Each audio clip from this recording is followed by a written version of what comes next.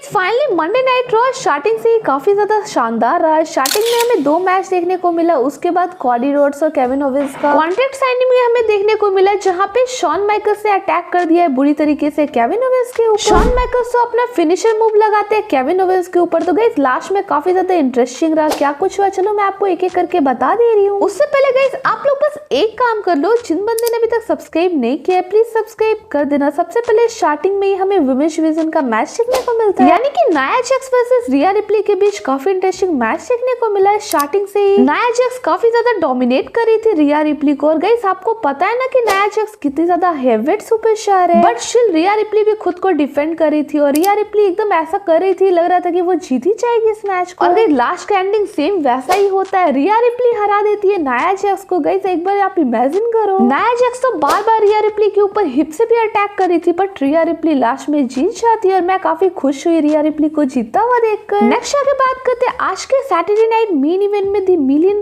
Man भी आए थे इस मैच को देखने के लिए, और आप लोग क्लियरली देख सकते हो इस बंदे को, इनका नाम टेड था। आगे बात करते हैं, हमें एक और इंटरेस्टिंग मैच देखने को मिलता है मेंस डिवीजन का, जहाँ पे सेमस वर्सेस ब्रॉन बेकर के बीच इंटरेस्टिंग फाइट हुआ।